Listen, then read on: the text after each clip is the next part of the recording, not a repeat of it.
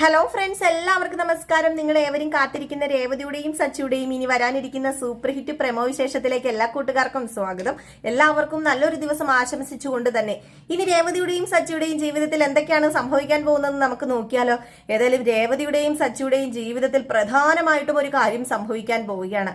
അത് ശ്രുതിയിലൂടെ തന്നെയാണ്. നമ്മുടെ ശ്രുതിയെ രേവതി കൈയോടുകൂടി പിടികൂടുകയാണ് കേട്ടോ. അപ്പൊ ശ്രുതിക്കൊരു കുഞ്ഞുണ്ട് എന്ന് നമ്മുടെ രേവതി അറിയാൻ പോവുകയാണ്. അപ്പൊ അതെങ്ങനെയാണ് നമ്മുടെ രേവതി അറിയുന്നതെന്ന് അറിയണ്ടേ? രേവതി തന്നെയാണ് ആദ്യം അറിയുന്നത് ശ്രുതിക്കൊരു കുഞ്ഞുണ്ട് എന്ന്. അത് ആദ്യമാണെന്നൊന്നും ആദ്യം അറിയില്ല, ഒരു കുഞ്ഞുണ്ട് എന്ന് മാത്രം അറിയും.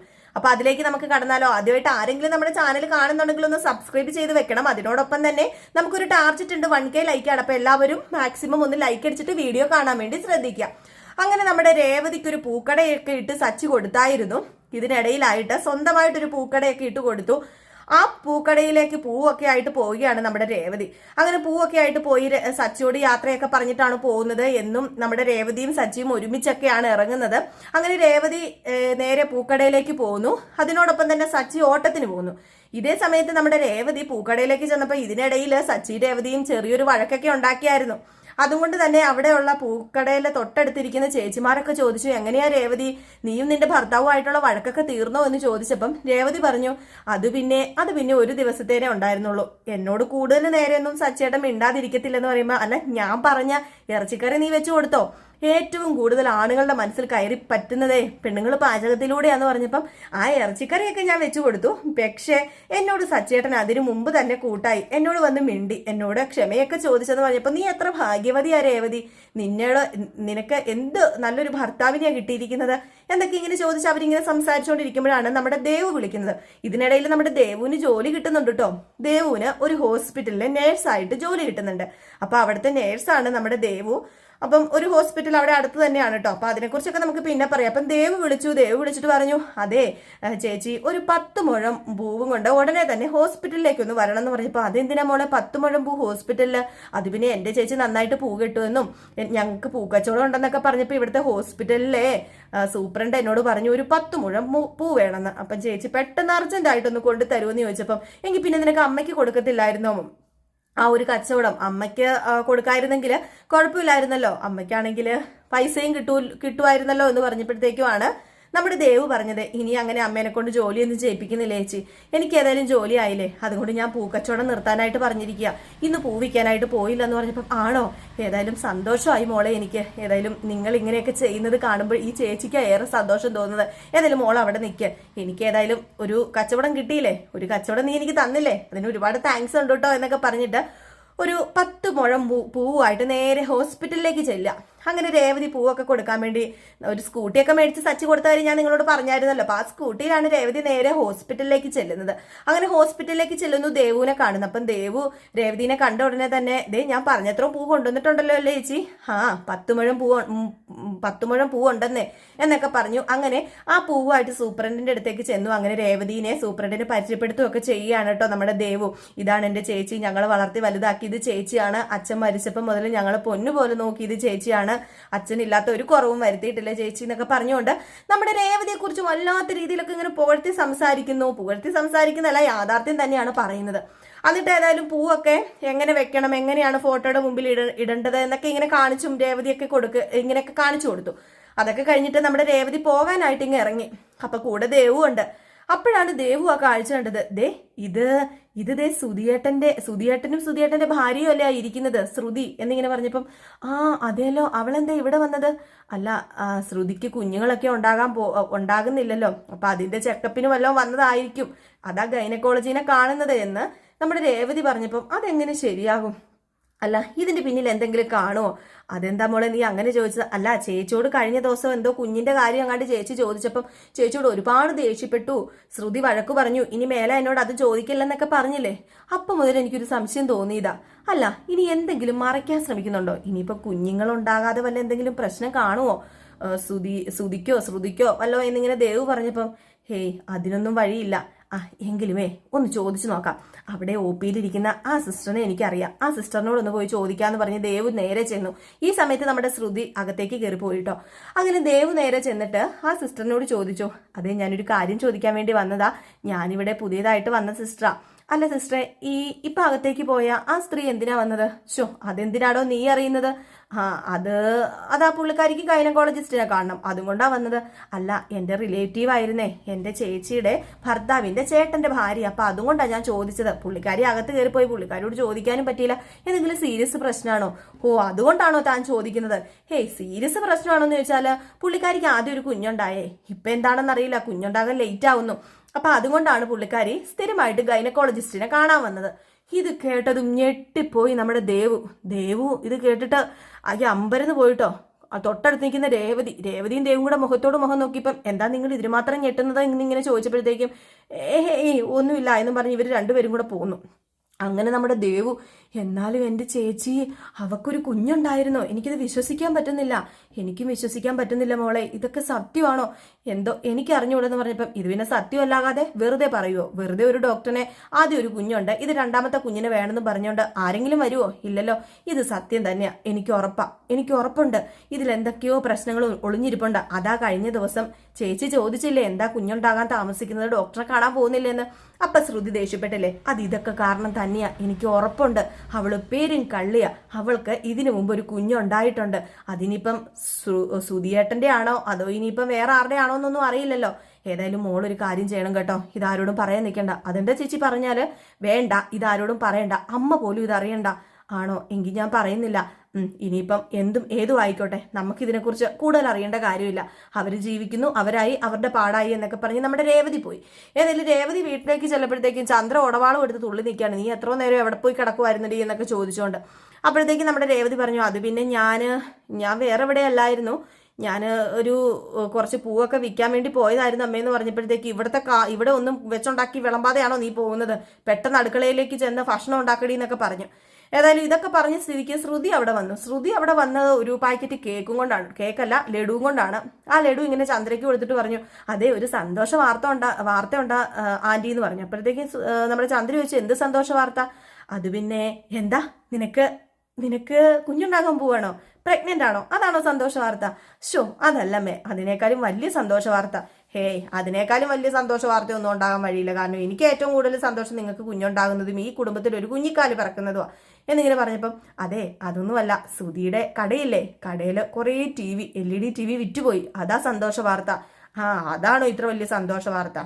ഇവനല്ലേ ബിസിനസ് നടത്തുന്നത്, ഇവൻ മിക്കവാറും പകുതി എത്തി കഴിയുമ്പോഴത്തേക്കും അത് ഇട്ടെറിഞ്ഞിട്ട് വീണ്ടും പോരെന്ന് പറഞ്ഞ് ഇങ്ങനെ സുധീനെ കുറ്റം പറയാം. അപ്പൊ സുധി ഇതിനിടയിൽ ഒരു TV മൊബൈലും ഒക്കെ ഉള്ള ഒരു കടയൊക്കെ ഇങ്ങനെ ബിസിനസ് തുടങ്ങിയായിരുന്നു കേട്ടോ. അപ്പൊ അവിടെ നല്ല രീതിയിൽ കച്ചവടം നടന്നതിന്റെ ആ ഒരു ഇതാണ് ലഡുവാണ് കൊണ്ടു കൊടുത്തത്. അങ്ങനെ രേവതി ഇതൊക്കെ പറയുമ്പോഴും ശ്രുതിനെ തന്നെ ഇങ്ങനെ നോക്കി നിൽക്കുകയാണ് കേട്ടോ. രേവതി കണ്ണിനിമ വെട്ടാതെ ഇങ്ങനെ നോക്കി നിൽക്കുന്ന കണ്ടപ്പോഴത്തേക്കും ശ്രുതി ചോദിച്ചു, എന്താ രേവതി ഇങ്ങനെ നോക്കുന്നത്? ലഡു എടുത്തേന്ന് പറഞ്ഞു. അപ്പോഴത്തേക്കും രേവതി ഒന്നും മിണ്ടുന്നില്ല കേട്ടോ. രേവതി ലഡു എടുക്കുന്നില്ല, ശ്രുതിനെ തന്നെ ഇങ്ങനെ നോക്കിയിട്ട് സിസ്റ്റർമാര് പറഞ്ഞ കാര്യമൊക്കെ ഇങ്ങനെ ചിന്തിക്കുകയാണ്. ഒരു കുഞ്ഞിന്റെ അമ്മയാണ്, അപ്പം ശ്രുതി അമ്മയാണല്ലോ, അപ്പൊ ആ ഒരു രീതിയിൽ കിളി പോയ ഒരു അവസ്ഥയാണ്. അപ്പൊ ചന്ദ്ര പറഞ്ഞു, എടി രേവതി, നീ എന്താടി ഇങ്ങനെ നിൽക്കുന്നത്? എന്താ നീ ലഡു എടുക്കുന്നില്ലേ? അല്ല, ലഡു ഒക്കെ കാണുമ്പോൾ നിനക്ക് ആക്രാന്തം ഉള്ളതല്ലേ, ഒരു ലഡു എടുത്ത് തിന്നടി എന്ന് പറയുമ്പം, അമ്മേ എനിക്ക് ലഡു കാണുമ്പോൾ ആക്രാന്തം ഒന്നുമില്ല, പിന്നെ നല്ലൊരു കാര്യം നടന്നതല്ലേ എന്ന് പറഞ്ഞ് അതിൽ നിന്ന് ഒരു ലഡു എടുത്തുകൊണ്ട് അടുക്കളയിലേക്ക് പോയി. അടുക്കളയിൽ ചെന്നിട്ട് എന്താ വീണ്ടും ആലോചന. അപ്പൊ ഇതിനിടയിൽ ഒരു ടീ കൊണ്ടുവരാൻ വേണ്ടി നമ്മുടെ ചന്ദ്ര പറയുന്നുണ്ട്. അപ്പൊ ടീ കൊണ്ടുവരാൻ വരുമ്പോഴത്തേക്കും നമ്മുടെ രേവതി എന്തോ ചെയ്യുന്നത്, പോയി TV വെക്കുകയാണ്. TV വെച്ച് കഴിഞ്ഞപ്പോഴത്തേക്കും ചന്ദ്ര പറഞ്ഞു, നീ എന്താ അടി കാണിക്കുന്നത്? എന്നോട് ടീ കൊണ്ടുവരാനല്ലേ പറഞ്ഞത്, TV വെക്കാനല്ലല്ലോ. അയ്യോ സോറി അമ്മേ, ഞാൻ TV വെക്കാനൊക്കെ കേട്ടതെന്ന് പറഞ്ഞു.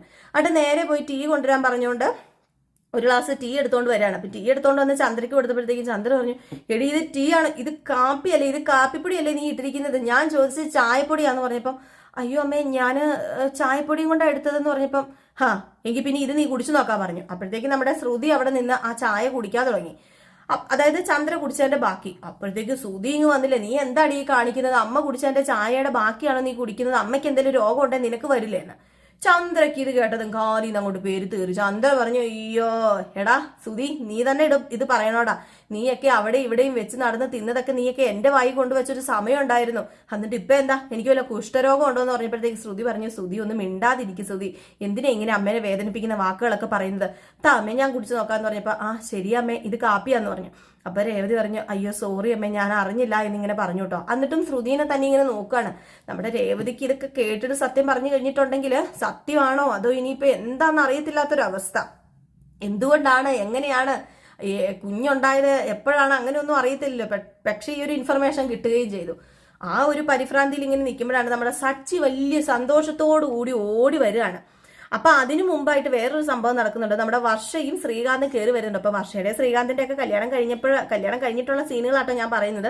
അപ്പൊ വർഷയും ശ്രീകാന്ത് വന്നിട്ട്, അതേ ഏട്ടത്തി ഒരു കാര്യം അറിഞ്ഞില്ലേ എന്ന് ചോദിച്ചു ശ്രീകാന്ത്. അപ്പം എന്ത് കാര്യം? ഏടത്തി അറിഞ്ഞു കാണൂ അല്ലേ, എന്നിട്ട് ഞങ്ങളോട് പറയാത്തതല്ലേ? എനിക്കറിയാം, എല്ലാ കാര്യവും ഏടത്തി ഞങ്ങളോട് പറഞ്ഞിട്ട് ഈ കാര്യം മാത്രം മറച്ചു വെച്ചല്ലോ എന്ന് പറഞ്ഞപ്പോ എന്ത് കാര്യമാ ശ്രീ നീ പറയുന്നത്? അല്ല വർഷ എന്താ? ദേ രേവതി, നീ എന്നോട് മിണ്ടണ്ട. ഇനി എല്ലാ കാര്യവും ഞാൻ നിന്നോട് പറയും, നീ എല്ലാ കാര്യവും എന്നോട് ഷെയർ ചെയ്യും, നിന്റെ അനിയത്തിയെ പോലെ കാണുന്നതെന്നൊക്കെ പറഞ്ഞിട്ട് ഏതായാലും ഇത് വലിയ മോശമായി പോയി എന്ന് പറഞ്ഞപ്പോ, അയ്യോ എനിക്ക് മനസ്സിലായില്ല വർഷ സത്യമായിട്ടെന്ന് പറഞ്ഞു. അപ്പോഴാണ് സച്ചി വരുന്നത്. സച്ചി ഓടി ഒരു പൂമാലയൊക്കെ ഇട്ടോണ്ടാട്ടോ വരുന്നത്. അപ്പൊ സച്ചി പൂമാല ഇട്ടുകൊണ്ട് വരുന്ന കണ്ടപ്പോഴത്തേക്കും ചന്ദ്രൻ ചോദിച്ചു, ഇതെന്തു പറ്റി ഇവൻ പൂമാല ഇട്ടുകൊണ്ട് വരുന്നത്? എടി നിന്റെ കടയിൽ കച്ചവടം നടക്കാഞ്ഞിട്ടാണോ ഇവനെ പൂമാല ഇട്ട് കൊടുത്ത് വിട്ടതെന്ന് ഇങ്ങനെ രേവതിയോട് ഇങ്ങനെ കളിയാക്കി ചോദിച്ചപ്പോഴത്തേക്കും, എന്റെ കടയിൽ കച്ചവടമൊക്കെ നടക്കുന്നുണ്ട്, നല്ല കച്ചവടം എന്റെ കടയിൽ നടക്കുന്നത്, എന്റെ കടയിൽ മിച്ചമൊന്നും പൂ വന്നില്ല. അല്ല ഇതെന്താ സച്ചേട്ടാ പൂമാല കഴുത്തി കിടക്കുന്നത് എന്നിങ്ങനെ ചോദിച്ചപ്പോഴത്തേക്കും ശ്രീകാന്ത് പറഞ്ഞു, നിക്ക് ഞാൻ പറയാം. ദേ സച്ചേട്ടൻ ചെയ്ത കാര്യം ഫേമസ് ആയിട്ടുണ്ട്, വൈറലായിട്ടുണ്ടെന്ന് പറഞ്ഞപ്പോ, അത് വൈറലും ആയോ?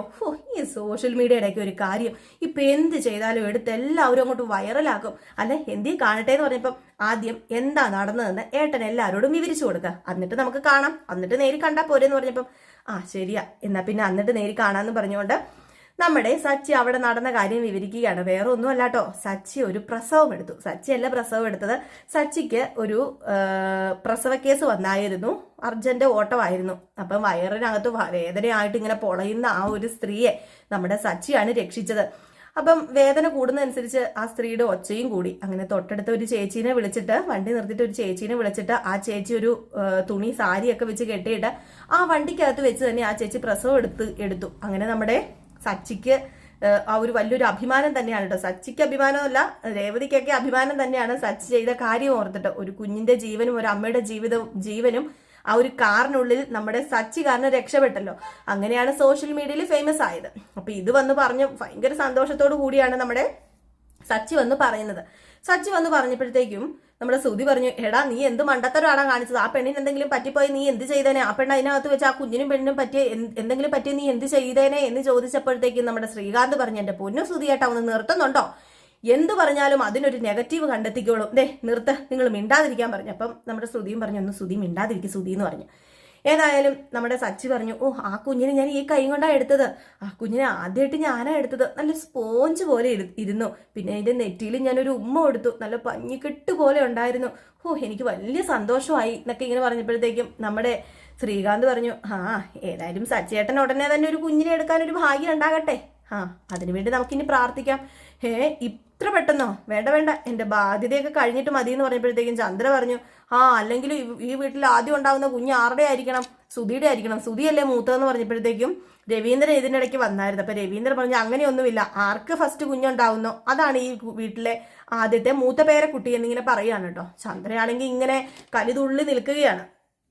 അപ്പോഴത്തേക്കും വർഷ പറഞ്ഞു, അതൊക്കെ നിൽക്കട്ടെ, ഏതായാലും സച്ചിയേട്ടൻ ചെയ്തത് നല്ലൊരു കാര്യം തന്നെയാണ്. ഇപ്പോഴുണ്ടല്ലോ സച്ചിയേട്ടന്റെ അനിയന്റെ ഭാര്യ എന്ന് പറയാൻ എനിക്കിത് എന്തൊരു അഭിമാനമാണെന്ന് അറിയാമോ എന്ന് പറഞ്ഞപ്പോഴത്തേക്ക് രേവതിയും പറഞ്ഞു, എനിക്കും സച്ചിയേട്ടന്റെ ഭാര്യ എന്ന് പറയാൻ അഭിമാനിക്കാനല്ലോ എന്നിങ്ങനെ പറഞ്ഞപ്പോഴത്തേക്കും, പിന്നെ ഇതൊക്കെ ഭയങ്കര അഭിമാനമല്ലേ, കാറിലെ പ്രസവം എടുക്കാന്നൊക്കെ പറഞ്ഞു കഴിഞ്ഞിട്ടുണ്ടേല് എന്ന് പറഞ്ഞ് വെറും പുച്ഛത്തോടു കൂടിയാണ് ചന്ദ്ര സംസാരിക്കുന്നത്. അപ്പൊ രവീന്ദ്രൻ പറഞ്ഞു, എടി നിനക്കിത് വെറും പുച്ഛമായിരിക്കാം, പക്ഷെ ഇവനുണ്ടല്ലോ ചെയ്തതൊരു പുണ്യപ്രവൃത്തി, അത് നിനക്ക് മനസ്സിലായില്ല, പക്ഷെ നാട്ടുകാർക്കൊക്കെ അത് മനസ്സിലായി, അതുകൊണ്ടാണല്ലോ ആ വീഡിയോ വൈറലായിക്കൊണ്ടിരിക്കുന്നത്. ഇനി ഇന്റർവ്യൂ കാണും, അത് കാണും, ഇത് കാണും, സച്ചി നീ തയ്യാറായിരുന്നോ എന്ന് രവീന്ദ്രനും പറഞ്ഞു. അതായത് സച്ചിക്ക് ഭയങ്കര സന്തോഷമായിട്ടോ.